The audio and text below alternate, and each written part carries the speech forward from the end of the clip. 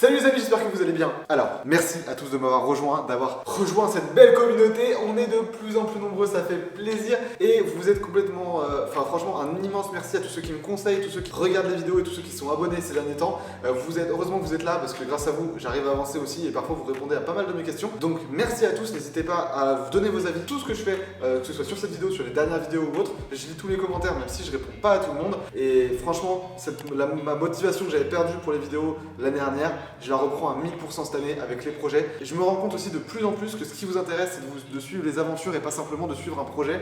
Et j'en suis trop content parce que c'est exactement ce que j'avais envie de vous montrer. Et pour ceux qui n'ont pas suivi depuis les 2 derniers mois, depuis qu'on travaille sur ce bâtiment, je vais vous faire un petit récap de tout ce qu'on a fait ces derniers temps.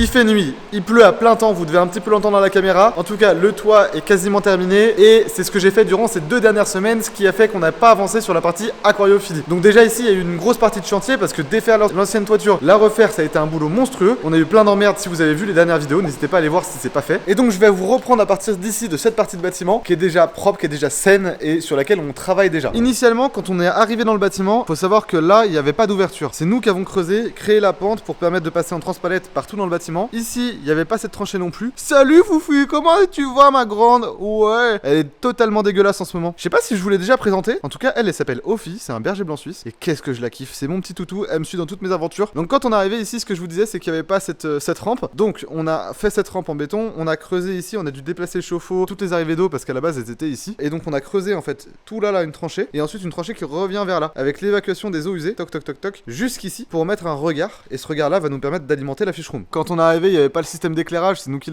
avons dû l'installer. Les racks de rayonnage, ils étaient pas du tout prêts, ils étaient dégueulasses, il fallait tous les rénover. Et puis là maintenant, vous voyez, on a tout installé pour commencer à travailler, même si une grosse partie de nos racks sont utilisés pour tous les outils, parce qu'il faut bien pouvoir travailler. Et puis comme vous le voyez, évidemment, tout est en bordel. Comme des gens qui travaillent, j'ai envie de dire. Ici, on a 180 mètres carrés de bâtiment isolé, et du coup, pas tant que ça, parce que pour l'instant, il y a toujours pas de porte. Mais en tout cas, voilà, il est censé être isolé et à peu près bien couvert. On n'entend déjà pas la pluie, par exemple, ce qui fait que c'est assez agréable. Et toute la structure qu'on a là, qui fait un L, toc toc toc, qui va faire 80 mètres carrés. Comme ça, on a 80 mètres carrés et ici, on a la fish room. Et pour l'instant, on en est à cette étape de réalisation de mes rêves. Donc, on est en train de monter toute la fish room. Voilà, enfin, je suis surtout. Il me reste juste quelques plaques de placo à mettre là-bas, autour de la baie vitrée pour l'entrée. Et puis ici, le bassin de 14 000 litres, avec bientôt du matériel qui va arriver. Et on va pouvoir l'avancer. Donc, en fait, la prochaine étape, c'est qu'il faut absolument que mon père soit là. Parce que c'est avec mon père, je coule le béton. Parce qu'il y en a tellement que je veux le faire avec lui parce que ça permet de gagner du temps. Donc, ce qu'on fait, c'est qu'il faut que je reçoive les passe-parois et les tuyaux pour pouvoir équiper ça de chaque côté du bassin. Ensuite, on coule et on remplit. Et ensuite, je pourrais monter les murs de barre-pain qui vont permettre d'aller jusqu'au plafond, qui vont faire la partie terrariophilie. Les amis, je voulais vous faire cette séquence parce que pour moi, c'est super important. En fait, vous le savez, ça fait quelques années maintenant que je fais des vidéos. Je me balade dans le bassin pour que vous puissiez voir la taille. Je vais me mettre juste là pour discuter. Donc en fait, vous savez, ça fait depuis quelques années maintenant, 3 ans que je fais des vidéos. Ça fait depuis longtemps que je suis passionné d'aquariophilie. Et en fait, j'avais envie de vous remercier. Je l'ai déjà fait, je sais.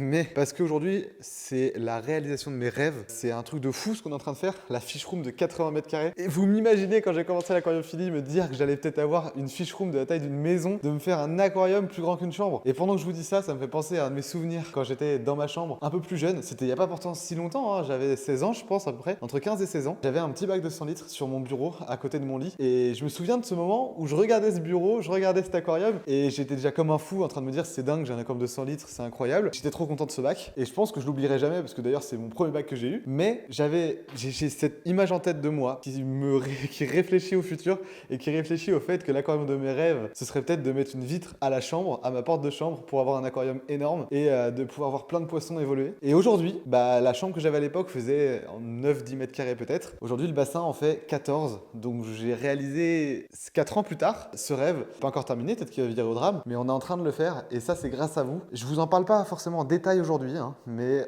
pour réaliser juste l'aquarium, il y en a pour plus de 5 000 € de matos, à peu près je crois. À savoir qu'on fait quand même tout nous-mêmes et il y a encore des frais qui vont arriver et des frais qui vont augmenter largement les coûts. Donc de toute façon, je vous détaillerai tout ça dans une vidéo. Mais c'est un projet de ouf, c'est un investissement à 100%. Je sais pas où je m'embarque, mais j'ai vraiment hâte qu'on avance. Et ce projet, j'en rêve toutes les nuits, hein. Franchement, je crois qu'en ce moment, c'est vraiment le truc qui me berce à 100%. À chaque fois que je passe devant, je me dis comment on va faire ça, comment on va faire ça. Je réfléchis au décor déjà, je réfléchis à tout ce qui va venir en côté technique. J'essaye de faire au mieux et j'ai j'arrive à avancer, mais c'est incroyable tout ce qui reste encore à faire. Pour l'instant, j'ai l'impression de vous parler d'un aquarium, alors qu'en réalité, je suis devant 3 murs qui sont même pas remplis. La face avant, elle est même pas commencé d'être préparée, mais même avec ça, je kiffe déjà l'aquarium. J'ai tellement hâte. Évidemment, je vous ai pas parlé de tous les projets, de comment ça allait être constitué et tout, mais vous allez le voir très vite. En tout cas, c'était ma petite séquence émotion. J'avais voulu vous en parler parce que voilà, c'est le projet qui me berce tout le temps et j'espère que vous vous rendez compte à quel point je suis heureux de pouvoir constituer ce rêve de fou furieux. Et en plus de ça, bientôt je pourrai tous les jours l'observer. Donc j'ai infiniment hâte. Bon, en tout cas, encore une millième fois, merci à vous de m'accompagner dans ces projets et je vous laisse dans la suite de la vidéo.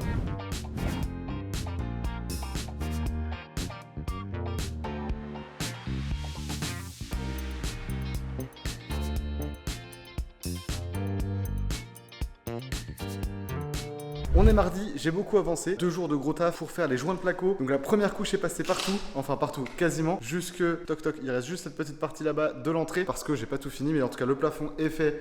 Ici c'est fait et demain je fais le ponçage, j'attaque la deuxième couche. Je vais le faire en 2 couches seulement parce que c'est une fish room, c'est pas une maison et les finitions vont être déjà très bien. Il y a encore beaucoup de boulot parce que tout n'est pas encore terminé, tout n'est pas encore posé. Et surtout demain on va aller chercher du matériel pour le bassin.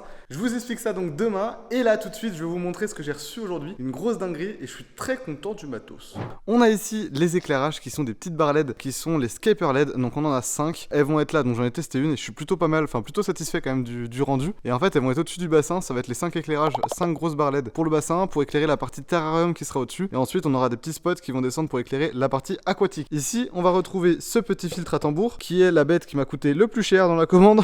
C'est tout simplement, je me suis fait ouvrir, même si, bon, c'est du bon matos et c'est du gros matos surtout. Donc, c'est un tambour. Je vous expliquerai comment ça fonctionne quand on lancera le bassin. Mais je suis très content parce que déjà, rien que ça m'a certes coûté beaucoup d'argent. Mais par contre, c'est quelque chose qui va permettre d'avoir une eau vraiment nickel. Ça, c'est pas rien. Ici, on retrouve plein de petits matos, voilà, qui serviront aussi pour le bassin. Vous comprendrez tout ça en détail. Par exemple, juste là, on va avoir les moving beds dessous. Là, on va avoir un petit brumisateur qui va nous permettre d'avoir une vraie pluie dans le bassin. Et puis un petit peu de petit matos. Voilà. Bon, allez, il est 23h30. Je vais aller me coucher. Et demain, on se retrouve pour avancer et aller chercher du matos. 15 premiers sacs de chargés. Voilà, j'en avais besoin juste de ça pour couler les murs du bassin. On en aura toujours besoin de plus. De toute façon, s'il y en a un peu de rap, c'est pas grave. 6,84€, c'est le meilleur prix que j'ai eu TTC. Franchement, Rico Dépôt, pour ça et le placo, ils sont assez bien placés. Même si c'est pas la meilleure qualité, au moins ça fait le taf. Les amis, on se retrouve dans la fish room. Moment absolument pas prévu, mais c'est pour vous annoncer une excellente nouvelle et je suppose que c'est le titre de la vidéo. Oui, j'ai eu une naissance de Potamotrigon. Je vais vous parler rapidement de la reproduction parce que c'est un truc qui me passionne de fou. La reproduction des raies est une reproduction vivipare, c'est-à-dire que les petits naissent directement entiers, ce qui fait que le cycle est vraiment très intéressant à observer. Donc, je vous en parle et on voit tout ça ensemble. Actuellement, dans l'aquarium, on a donc 3 bébés, à mon avis, il y en a 3, peut-être 4, il faudra que je fouille un peu partout, qui se baladent dans l'aquarium. Il faudra aller les pêcher, les sortir, les mettre dans un aquarium adapté pour les faire grossir. Je suis super content parce que c'est absolument passionnant de suivre ces animaux. À chaque fois, c'est des super moments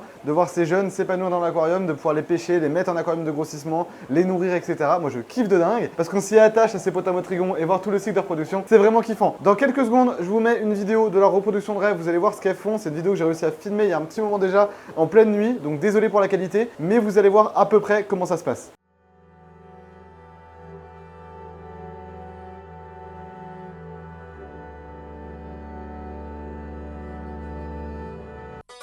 Oh, you touch my tra-la-la.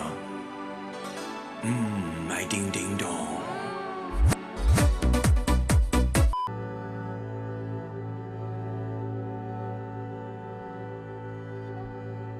Ce que vous venez de voir, c'est donc l'accouplement. Après cet accouplement, on a une durée d'environ 2 à 3 mois où les petits vont tranquillement grandir. On a une durée d'environ 3 mois. On estime environ à 100 jours la gestation d'une Potamotrigon. Après, ça peut être un peu variable. Et surtout, il faut savoir que c'est des animaux qui stressent très vite. Donc dès qu'elles stressent, elles avortent. C'est-à-dire qu'il ne faut pas faire n'importe quoi pendant la gestation. Et donc aujourd'hui, la mère de ces poissons, c'est tout simplement Christelle. Christelle, elle est juste là. Et vous allez me demander comment je sais que c'est Christelle qui a fait ses jeunes. Tout simplement parce que je les connais, mes poissons. Je sais que Christelle, elle était en pleine gestation. Elle était à la fin du cycle. Et d'ailleurs, comment savoir qu'on est à la fin de son cycle? On voit les petits, environ 3 semaines avant la naissance des jeunes, on voit les petits bouger à l'intérieur du ventre de la mère. C'est absolument super. C'est vraiment rigolo de voir les petits bouger à l'intérieur. Bon, maintenant Christelle, on va la laisser se reposer parce qu'elle vient de mettre bas. Elle est assez fatiguée. Là, on est le lendemain. Donc elle commence à revenir. Vous voyez, elle est devant. Elle vient demander la nourriture et elle mange très bien. On surveille toujours après la naissance si le poisson se comporte bien. On a en général 24 heures où ils sont très fatigués, ce qui se comprend. Et donc maintenant, on peut voir qu'elle est nickel. La peau commence à se remettre. Donc elle est toute fripée. fripé, c'est normal, elle était très gonflée avant. Donc quand la peau se vide d'un coup, les poches, les petits sortent d'un coup, donc ça se vide tout seul. Et puis après, il y a on voit que la peau est fripée. Donc même si j'étais pas sûr de laquelle allait être la prochaine à faire des jeunes, là je sais que c'était elle parce qu'elle a la peau fripée. Un coup qu'il y a la naissance, c'est la chasse pour savoir où sont les jeunes. Donc là je sais qu'ils sont au niveau de cette souche là, dans le dessous de la racine. J'arrive à voir les queues, je vais essayer de vous faire des images.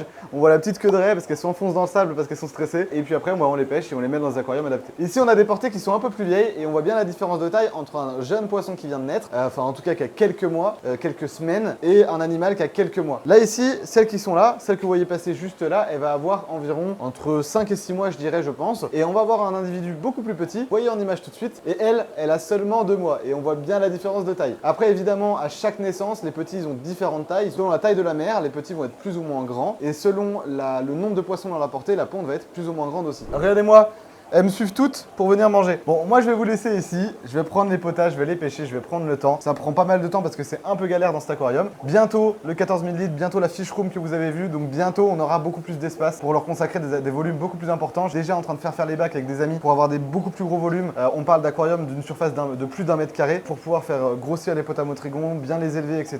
Pour les jeunes en tout cas. Parce qu'aujourd'hui effectivement, j'ai pas que des bacs de 1 mètre carré au sol. Pour avoir assez d'espace pour les poissons, il faut mettre les installs en place et c'est pour ça que je suis en cours de faire tout ça. Et dans la fish room, ça va être une dinguerie, vous êtes pas prêts. En tout cas, je vous remercie d'avoir regardé cette vidéo. N'hésitez pas à vous abonner, à liker et à partager la vidéo, c'est ce qui me soutient le plus. Ou à passer commande sur Aquabiotop. Sur Aquabiotop, on commence à mettre de plus en plus de matériel, donc vous avez de plus en plus de références. Faites-vous kiffer. Merci à tous ceux qui passent sur le site, qui passent sur la chaîne, qui s'abonnent, voilà, tout simplement. Merci à vous et qui partagent la vidéo. Enfin, je vais pas vous embêter plus longtemps. Moi, tout de suite là, je vais rentrer chez moi, continuer les travaux. Ce sera dans la vidéo de la semaine prochaine. Et dans la vidéo de la semaine prochaine, il y a de grandes chances qu'on remplisse les murs du bassin pour qu'ils prennent enfin sa forme et qu'on puisse enfin avancer. En tout cas, les projets s'arrêtent pas et continue, on en est qu'au début. À bientôt, salut, c'était Gab.